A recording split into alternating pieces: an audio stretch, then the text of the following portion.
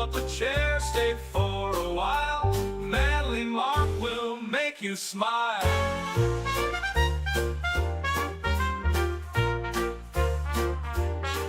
Oh, Manly Mark, the man with the spark. He's got the wisdom, he's got the heart. Pull up a chair, stay for a while. Good morning, everybody, and welcome to another episode of Midday Madness with Manly Mark. As always, I'm your host, Manly Mark, on the Feast Me Network, and I'm happy to be here again on a Monday. I was actually looking forward to thinking all weekend, like, man, I'm ready to get back in the studio, do some shows, have some fun. And so, guys, we got a show for you today. It's a little well, I wouldn't say scattered. It starts off scattered at first, then kind of funnels down into something specific. That's typically how things I talk about, things I think about, and the things I do work start off in a broad picture and work their way down to something a little more refined.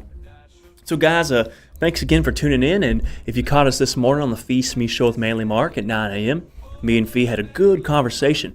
Lots of stuff going on in the news, the Putin, Trump, Russia stuff, Zelensky. You got Congress talking about UAP disclosure. Like I said, it's all over the news. I mean, news of asteroids. Kind of like I showed the video on Friday about Warren von Braun's personal secretary saying they're going to lie about Russia. They're going to lie about the climate. They're going to lie about an asteroid. The final thing is they're going to lie about aliens. So this is what you're seeing, folks. There's some truth in it that there are these beings that exist, but the lie is that they're extraterrestrial and that they are creators and that they're here to help us. So, folks, they aren't here to help us. They're here to deceive us. So, as always, stay tuned in to the Feast Me Network, and hopefully you guys won't be deceived, but stick around with me, and we'll talk about some interesting stuff. And tonight at 9 p.m., check out Night with Fee. He had to cancel Friday because he wasn't feeling too good, but he'll be back on board tonight, and I'm sure since he missed Friday, he's got a good show for you guys tonight. So, guys, make sure to check out Night with Fee tonight at 9. And do not forget to go to our website, feastme.com. Scroll to the bottom, fill out our email form, and get your questions featured on Night with Fee. If you have a burning question, you're just dying to ask Fee, or you have something in your life that's troubling you, if you just want to know how to be better at sports, ask Fee. He's the guy who knows. He's the guy who had the vision. So ask Fee. He'll let you know. He'll give you a good, well thought out answer. And honestly, not to sound kind of pitiful, but I use Fee as my life coach too. He gives me advice all the time. I'll come in every morning and be like, well, Fee, what do you think about this? Blah, blah, blah, blah, blah, blah, blah, blah. And he'll give me a well thought out answer. Now, I mean, whether or not any of these questions end up on Night with Fee, that's beside the point. But guys, don't forget to tune into our other shows. We've got 3 live shows, Monday through Friday, working on other shows in the background. And guys, you don't want to miss out. So I hope everyone had a good weekend. Hope everyone stayed safe, relaxed, had a good time. But we're going to go ahead and jump into it. I'm going to just start off with a video that I saw. And this is something I've mentioned to Fee. It's a video about a book that was written in, I don't know what the video said or what the post said, 1893. Somewhere along that time. It was from the late 1800s into the early 1900s. There was an author who wrote these stories, these books, but, where you might see coincidence, I see something deeper. Don't have the answers, but this is an example of things that happen that we don't have an answer for, coincidence, but are eerily spooky today's times or today's atmosphere, climate. And so to start us off on this Monday, I just thought I'd show a very interesting, verifiable, if you just look into yourself, clip that gets into, for example, Barron Trump. So it's kind of silly, but just guys, watch this and I'll get into it and why it might matter after the fact. So check this out. They say art imitates life, but in this case, is art a prophecy? Author Ingersoll Lockwood wrote a series of books over 100 years ago about a super rich kid named Barron Trump. One of the books is titled Baron Trump's Marvelous Underground Journey. The fantasy book tells the tale of a boy named Baron Trump, who of course makes his home in Castle Trump. The narrator of the story is a guy by the name of Don. The book supposedly tells the tale of Don, the Master of Masters, taking young Baron through a time-traveling portal to Russia. The last pamphlet written by Lockwood is entitled The Last President, which takes place in New York City and describes the chaos America faces after the election of an unlikely candidate. Okay, so I mean, it didn't even really get into the weird aspects other than life imitates art. So you had a story written over 100 years ago about a boy named Baron Trump, narrated by a guy named Don, about a boy who lives in Trump Castle. The sequel, The Last President, takes place in New York City, where Donald Trump's from. Huh. If you guys are looking for answers, I don't have them, because that is weird. I mean, the only thing that kind of connects in my mind is that Donald Trump's uncle, John Trump, worked for MIT, very, very smart individual, and John Trump was the first, if not one of the first people into the office of Nikola Tesla after his death. So whatever crazy and strange stuff that Nikola Tesla was involved in, Donald Trump's uncle had access to it first. And I mean, how does it equate to a book written over 100 years ago about Baron Trump, who lives in Trump Castle, narrated by a guy named Don? I don't know, but the point that makes to me, outside of, oh, is time travel real? Is there something crazy going on with Baron Trump and Donald Trump and his uncle and Nikola Tesla? I don't know. Certainly interesting to think about, but to a larger idea, it's these certain ideas and concepts are just permeated throughout our conscious thought for years and years and years before you see these things come to fruition. I've often equated it on the Feast Me Show with Manly Mark about how Michael Jackson, the second he would think of a tune or a song, he'd write it down, because he believed ideas came to people. You know, I described it to Fee as like, thoughts and ideas are not of yourself. It's like a blown wind. Sometimes they blow through on you, and if you grab a hold of it, that idea, that thought is yours. But Michael Jackson was scared that if he didn't take that idea, if he didn't take that inspiration right then and there, that the universe would give the song or idea to Prince, his rival or something. But with that thought in mind, it's just weird that you see so many things like this example. Verify it for yourself, folks, of rich kid Baron Trump living in a Baron Castle, or Trump Castle, narrated by a guy named Don. I don't know, weird. But again, I tie that to the larger point, but that they tell you what's going to happen before it happens. It's not only a form of ritual mockery by the Luciferian elite, but it's, as I've said before, it's their way of gaining your consent without being held accountable. Now, I mean, I don't believe in Luciferian doctrine, so it's probably all hokey pokey, but these people who pull the strings believe it. But and so I tie that again into, they tell you what's going to happen before it happens. Let me go to this magazine ad that I featured on my Friday's episode of Midday Madness with Manly Mark, because this magazine ad at the time was just interesting, but it ties into pretty much the point of our whole episode today. So just let me pull this magazine ad up again. This was in 1996 or 1992. I can't remember which one. They say in 30 years, a burger and fries could cost $16.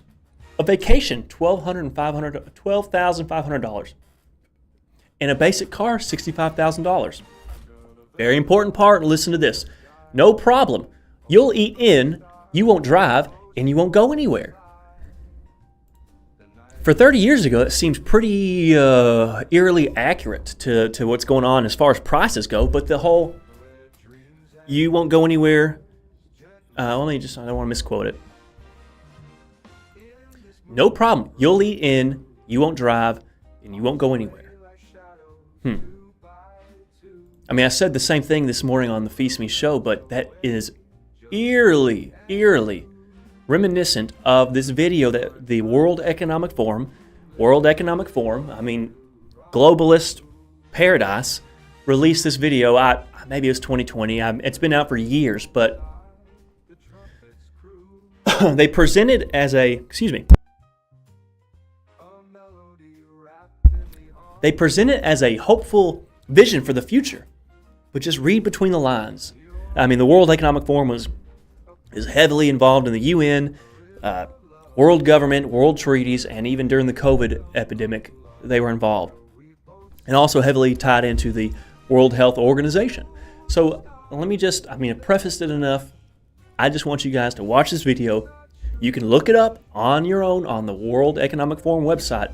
But this is a video, and of course some of the things they say sound great. But just see it for what it is and read between the lines.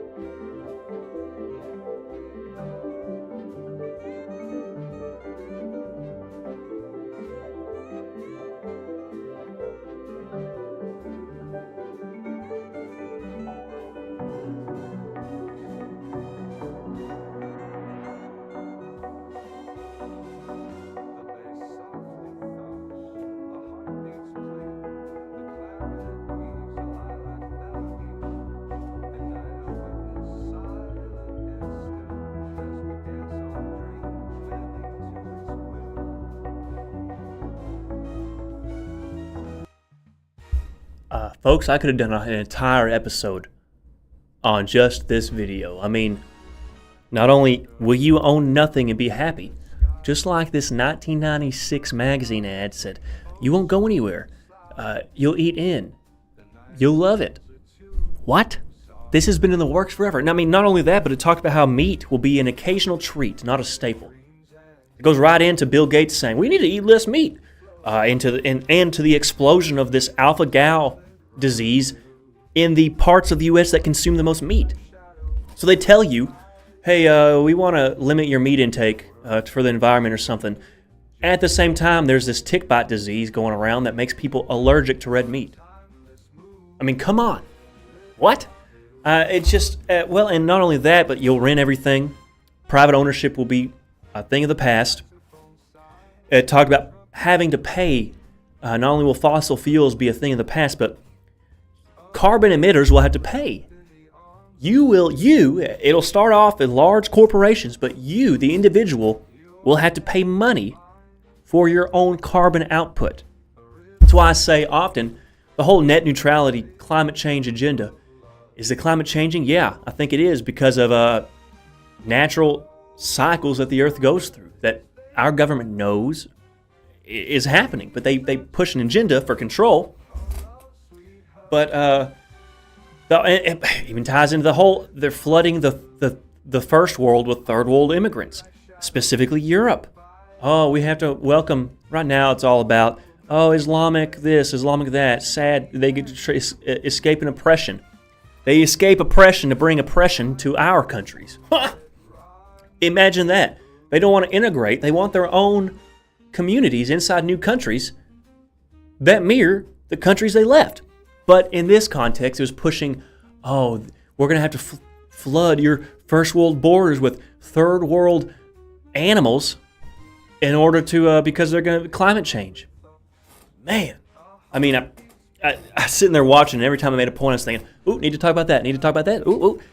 I don't want to watch the video again for y'all's sake, but very, very, what's shown as something positive and to look forward to in the future is actually worldwide global control, which is leading to a worldwide government, worldwide religion, and you'll own nothing and be happy. How is it that all of you out there listening who own things, how do you think you could be in a state of owning nothing and be happy? Drugs, distractions, sex, food, entertainment. I mean, I equate sports. I mean, anyone who likes sports, likes watching them, or who, whatever. Not hating. I like things that people wouldn't think are entertaining. But the point is, they keep us docile by entertaining us. It's bread and circus. They gave free bread and entertainment to Roman citizens in the Colosseum because, hey, if we keep them entertained and fed and drunk, they won't notice the crappy things we're doing to them. It's exactly what's happening right now. Exactly. And if you guys don't believe me, I'll tie it into something else. Have you ever heard of the Georgia Guidestones? Just type it into your phone, the Georgia Guidestones. A mysterious set of stones that popped up in Georgia. I don't know the town, but somewhere in Georgia, written in multiple different languages, almost kind of reminiscent of like the Ten Commandments. And the tenets of these Georgia Guidestones outline a vision of how to dictate or tackle the world to come. The world to come, when, where, by whom's hand, I don't know. But the whole Georgia Guidestone thing is shrouded in mystery in that no one is quite sure who paid for it, who installed it, like who's funded it. I mean, there are some ideas like, I guess you could say World Economic Forum or the Trilateral Commission or shady organizations like that. Or you could tie it into like, I don't know, probably Peter Thiel, kind of folks like Peter Thiel. But just for the sake of you guys believing me, I'll pull up a little summary of the Georgia Guidestones and we'll get deeper into it. The Georgia Guidestones were a granite monument that stood in Elbert County, Georgia from 1980 to 2022.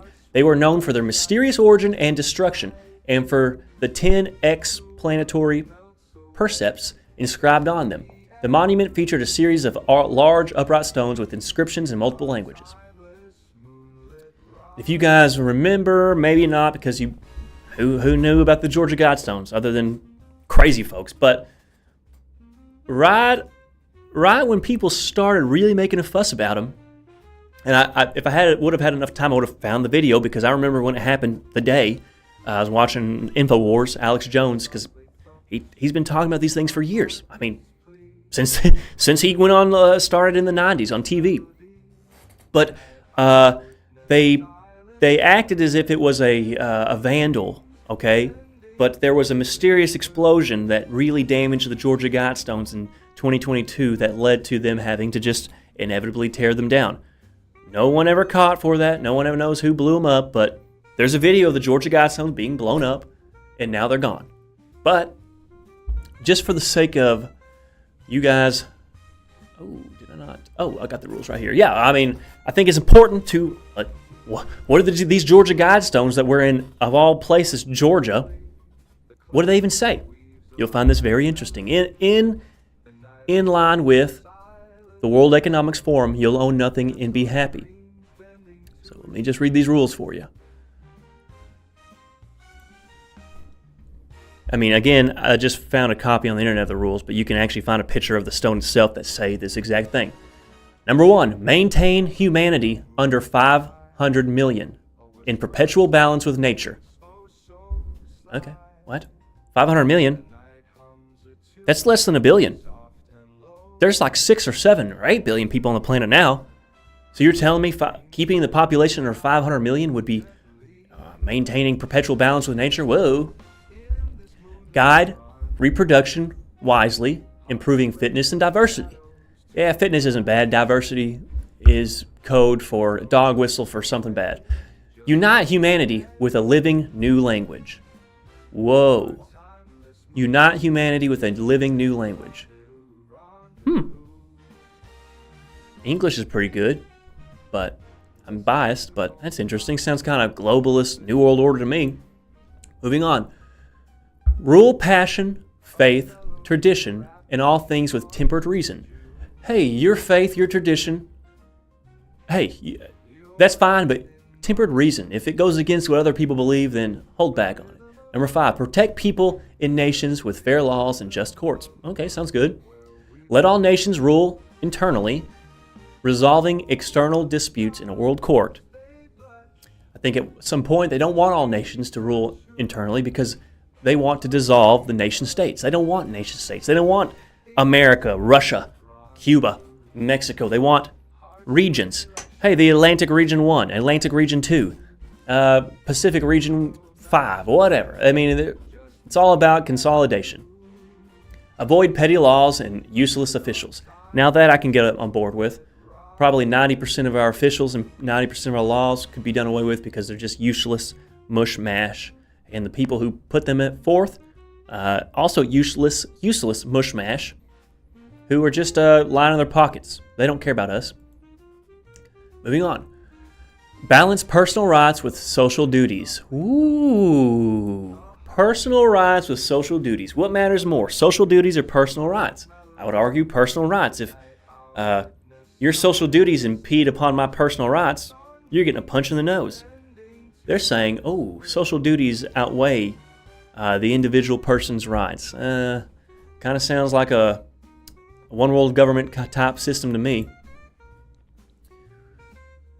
Prize truth, beauty, love, seeking harmony with the infinite. Sounds kind of cool, but what is their definition of the infinite? Is that what I think of is God? Well, God is infinite. God, who is Jesus, is infinite, but is that the infinite that they have in mind? Doubt it. Be not a cancer on the earth. Leave room for nature. Again, leave room for nature. Okay, and moving on, this is very interesting.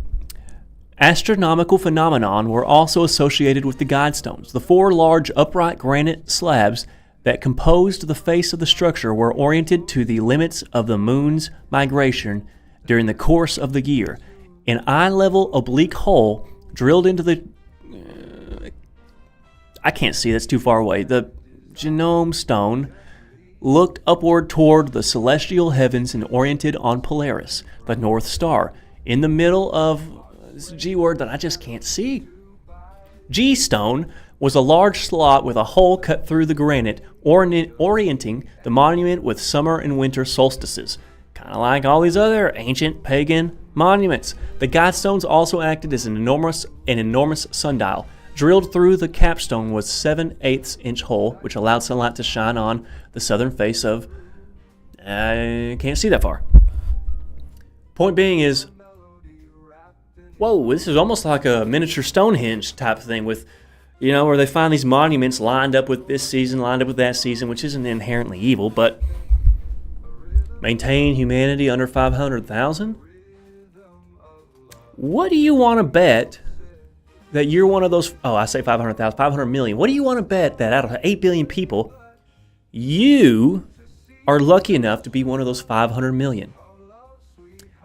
Had I had the time, I could have broke it down into the specific demographics that they want within this 500 million. But again, just look it up yourself. Most of the 500 million, I'm going to say 250 million to 300 million are composed of what they call the Asiatic races. Because, this is their words, not mine. Think about China. They say they've had unbroken government, civilization stuff for 2,000, 3,000 years. Point being is the Asiatic people are used to being subjugated by government for thousands of years. And so if you were to ask me, hey, if this thing's better for the whole but worse for you, what are you going to pick? Better for me. But they have the mindset and mentality, almost genetic, you could say, but just shoved down the throats of the good for the whole is the good for everyone, regardless of what it means for me. And so that's, look into that. Look into that. Georgia Guidestones. They're tore them down, but there's a lot of stuff going on with that. But I tied this back into, what we're seeing right now with policy, news, health initiatives. Let me see the next video I got right here. Let me just pull up. I want to show this video of Bill Gates giving a TED Talk. And a lot of people say, oh, no, he misspoke, or it's taken out of context. But just listen carefully to what he says, because this is about him. I mean, Bill Gates is a big proponent of population control. He's sounding the alarms on overpopulation. And you know, a lot of people just have the mindset, oh, yeah, the world's overpopulated. What can you do? But then you have a lot of people like Elon Musk who are warning of a population collapse. Elon Musk is saying we're not having enough kids. Now, is Elon Musk good? I think he's wrapped up in the devil agenda somehow, but he's at the very least presenting himself as pro-human. I mean, the whole shtick of him wanting to go to Mars is so that he can perpetuate humanity whenever humanity inevitably foolishly destroys himself. Now, do I think we'll ever go to Mars? I don't know. I'm not convinced. But people like Bill Gates, who were at the forefront of the COVID pandemic, who are at the forefront of vaccines around the world, the Bill and Melinda Gates Foundation. You've heard of them. Their whole goal is pushing vaccines on the third world countries. But just listen to this Bill Gates speech, what he says specifically about vaccines. That's back from high school algebra. But let's take a look. First, we've got population. The world. I'm going to stop that just right for a second because I want to turn up the volume, because I want you guys to make sure you hear it. So give me a second. It'll start playing the video again as I turn up the volume, but just bear with me because I didn't know it was quiet till I started playing it. But this is very important, very important. So just let me start again. That's back from high school algebra. But let's take a look. First, we've got population. The world today has 6.8 billion people. That's headed up to about 9 billion. Now, if we do a really great job on new vaccines, healthcare, reproductive health services, we could lower that by perhaps 10 or 15%. But there we see an increase of about 1.3.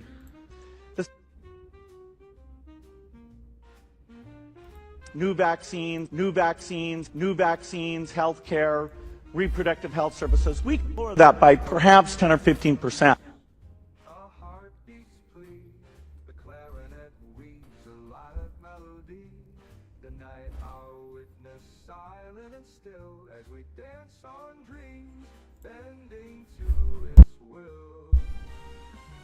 Oh, I left my mic on for that, so if it messed up, I'm sorry.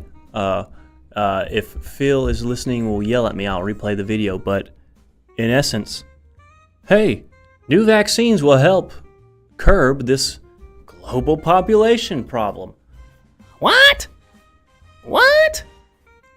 Do you want a vaccine from Bill Gates after hearing him? He's so concerned about global population that he's heading a foundation that is concerning themselves with giving vaccines to the third world. I don't want his vaccines in the third world, the first world, the 15th world. His vaccines are, I don't know. I wish every single vaccine he's ever manufactured or produced, I wish they'd inject in him. And I don't say that lightly. But Bill Gates is one of those guys who, if you just really look into him, really look into his agenda, his net neutrality, his whole shtick is anti-human. But what did God tell us in Genesis? Be fruitful and multiply. He never said, hey, at a certain point, stop multiplying. It's satanic. It's evil. I'm tying this right back into, now, RFK Jr. speaking specifically about vaccines in the third world. Give it a listen. The most popular vaccine in the world is the DTP vaccine, diphtheria, tetanus, and pertussis. We banned it. We got rid of it in this country because it was causing injuries, brain injuries, severe brain injuries or death to 1 in every 300 children. We used it in the 80s, and that's why there was all this litigation against vaccine companies that precipitated the passage of the Vaccine Act that then gave them immunity from liability. But in Europe, they don't use it. In America, they don't use it. But we give it to 161 million African children a year. So Bill Gates asked the Danish government to support that program and said it saved 30 million lives. The Danish government said, show us the data. He wasn't able to. So they went to Africa and did their own studies. And they looked at 30 years of DTP data. And what they found shocked them all. They found that girls who got the DTP were dying at 10 times the rate of unvaccinated girls. But they were dying of things that nobody had ever associated with the vaccine. They were dying of diphtheria, of anemia, malaria, bilharzia, pulmonary disease, respiratory disease, and pneumonia. And nobody noticed for 30 years that it was the vaccinated girls and not the unvaccinated girls that were dying. And what had happened is these girls were not dying of diphtheria, tetanus, and pertussis. The vaccine had protected them against those, but it had also ruined their immune systems. And they were unable to defend themselves against other just minor diseases that other kids who had hardy immune systems were able to fend off. Whoa. So when Bill Gates says, through vaccines and reproductive health care, we can reduce the world population by 10%. This is what he's actually saying. This is what he's actually talking about. Or, I mean, if you want to know why RFK Jr. is so against vaccines, I mean, can't speak for the man himself, but there is talk that RFK Jr., listen to the way he talks. That's caused by a neurological condition, a sickness. I can't think of the name, but he, in some interviews, almost think that, okay, take the regular seasonal flu shot. One of the very, very rare conditions that a flu shot can cause is the neurological condition that might make someone have trouble speaking, like RFK Jr. Huh. So, is RFK Jr. so against these things because he himself was injured? I mean, just let the man speak for himself. But to the greater point, all the work that these organizations like the Bill and Melinda Gates Foundation are doing are to lower world population because they are inherently anti-human. So it's like, okay, well, you say, okay, well, there's no way that's true. Let's just get into my next piece of evidence. This source is AP. Let me pull it up. AP, Associated Press, yeah, liberal, but the fact, it's almost like, yeah, they're liberal, but when they start talking about things like this, you're like, whoa, it's interesting, because they're telling on themselves. Let me pull up this window capture right here.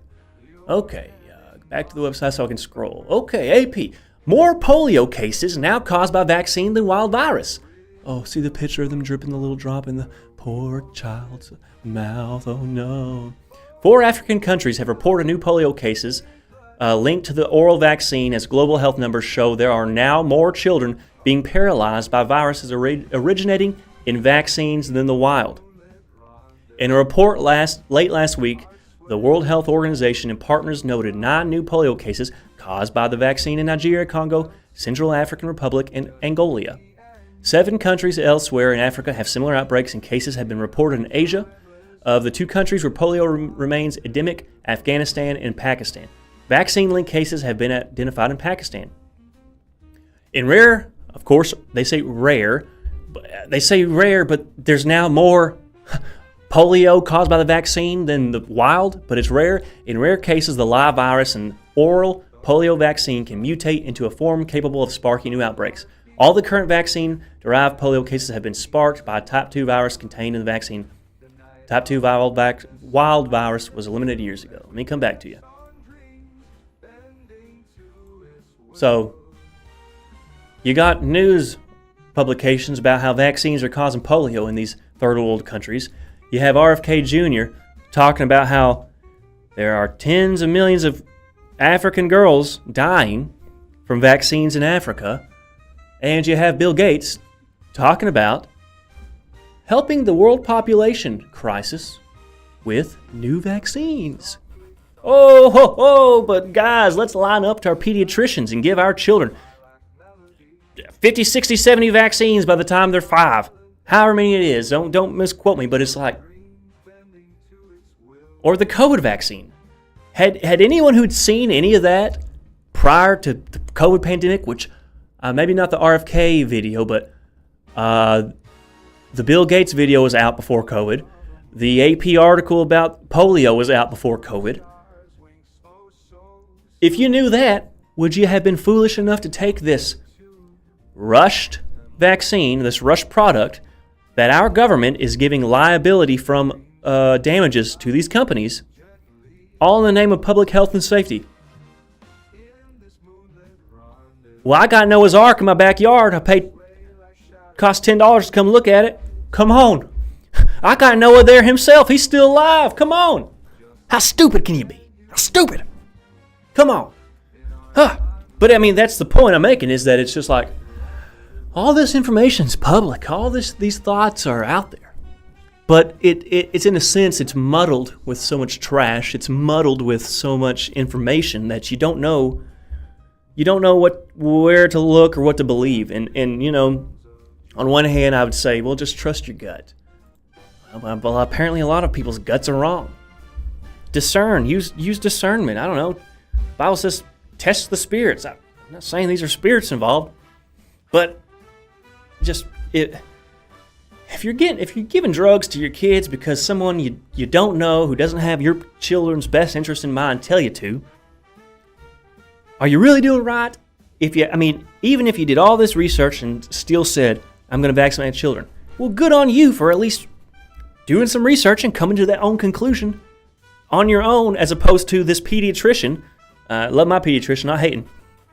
This pediatrician who gets documents from drug manufacturers that say, hey, if 80% of your clinic are fully vaccinated, we'll give you a stipend. Oh, there's a financial gain to be made from these pediatricians pushing these drugs upon your children. And then denying when, come on, parents know their kids more than anybody else. You can just go to Facebook, go to Instagram, go anywhere, and you'll find people saying, my child acted one way before his round of shots and now is acting completely different after the fact.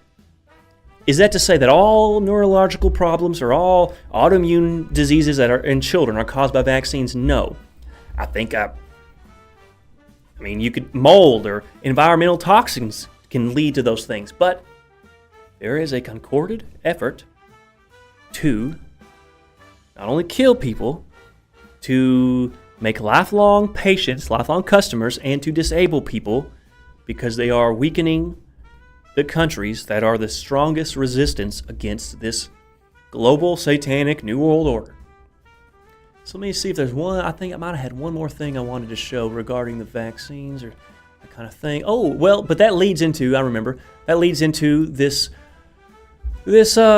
what they call Agenda 2030. It's, you hear about it a lot on InfoWars, on Alex Jones, but again, the point I'm making is that this is a real agenda that these world governments been talking about. And on one hand, some of these things sound nice, but it's all about control. So let me just read through the basic tenets of the Global Agenda 2030.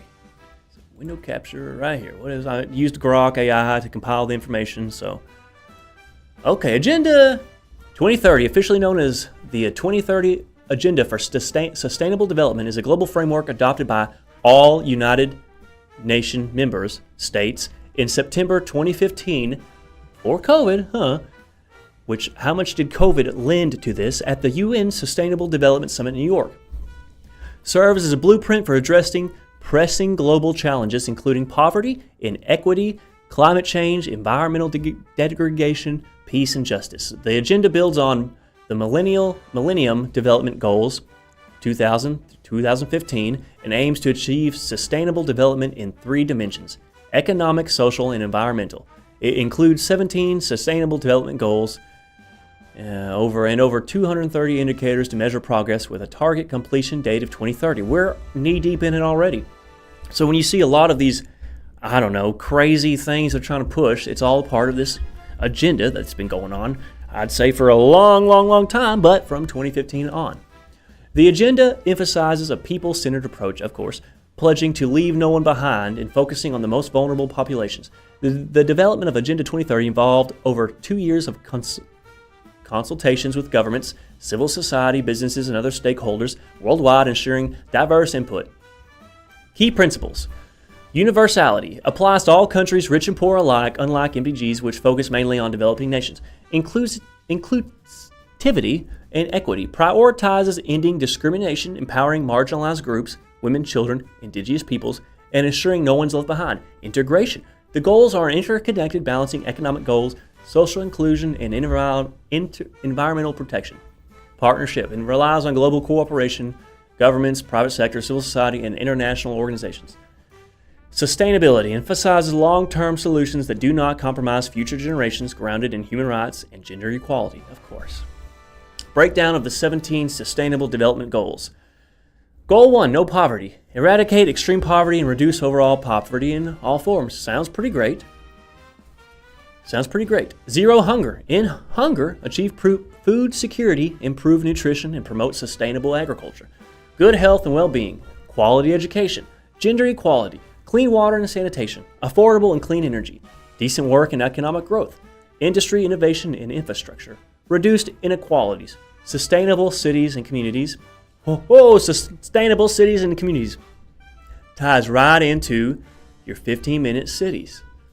15-minute cities. Make cities inclusive, safe, resilient, and sustainable. Well, it's going to be sustainable because per your carbon tax goals, going 15 minutes outside of your city you'll make too much carbon.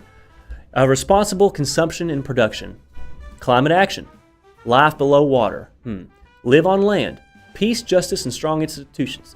Partnerships for the goals. Okay. In of itself, that doesn't sound too bad. But what do they have to do to make all those things happen? Okay. Ending world hunger and global poverty. I'm not a rich man, but I'm still in the top whatever percent of wealth in comparison to the third world. But what that says is all of these countries who don't have the ingenuity, the resources, the people, or the intelligence to fit some mold of what a well-developed country should fit. Okay, in other words, all these countries who've had it figured out for hundreds of years have to sacrifice and take less and have, in other words, all of these countries who've had it figured out have to degrade their lives to bring up everyone else. It's global communism. Take from the rich and give to the poor. Well, all these poor people in America are considered rich to these third worlders. So, you might be homeless right now, but let's take everything you got. We'll give you a little penny here, a little penny there. But now these people in Africa who never going to hear about, never going to matter to you, not saying they're not valuable in the eyes of the Lord, they can have a loaf of bread once a month instead of once a year. So now we're all equal. We all get a loaf of bread once a year. Isn't that great? You'll own nothing and be happy. It's all about a one world religion, one world government, one world control center where you will own nothing and you will be happy. It's coming, folks. We're already halfway there. I mean, it's 2025. What's it going to look like in 2030? I don't know, folks, but I'm coming on here today to show you the spider web of information that leads to this one thing. You will own nothing and you will be happy. But let me ask you this today. If anyone out there listening, if I was to take everything you owned, would you be happy? How could they push you to a place where owning nothing, being under complete control of the government, the World Council, would make you happy? It wouldn't make you happy. So, are they going to dope you down with entertainment and drugs so much that you're happy and don't? Or are we already almost to the point where we own nothing and we're still happy? Do you own the property you live on? No, you pay taxes. Do you own your car? No, you pay taxes. Nothing. We don't own anything and we're happy about it because, ooh-wee, did you hear about Tom Brady going against Messi at the soccer field last night? Him and LeBron James made 17 home runs. You're so distracted with that bullcrap, you're not even paying attention to the fact that, hey, take all these vaccines for your kids, and then whenever they have hormonal problems or cysts on their ovaries and can't have kids, oh no, let me get them on more drugs and pay more money to the healthcare system to kick the rock down the road a little further. I don't know, man. It just makes me sick.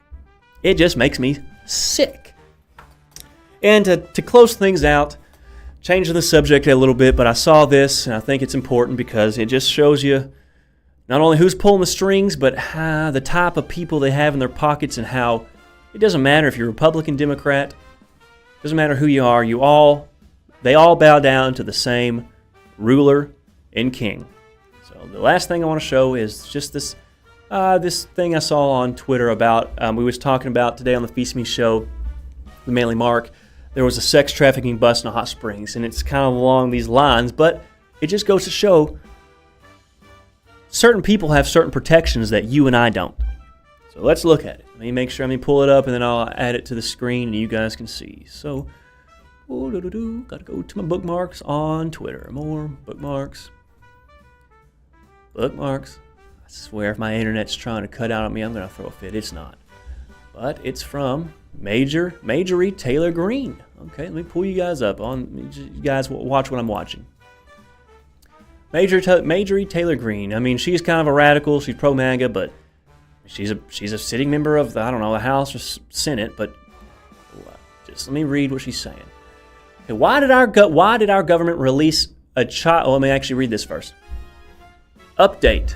Prime Minister Benjamin Netanyahu is lying, claiming his executive director of Israeli National Cyber Directorate, Tom Alexandrovich, was not arrested. According to a statement released by Mediate, the Las Vegas Metro Police Department press release, which is still live on the website, clearly states Alexandrovich was arrested in a sting targeting child sex predators.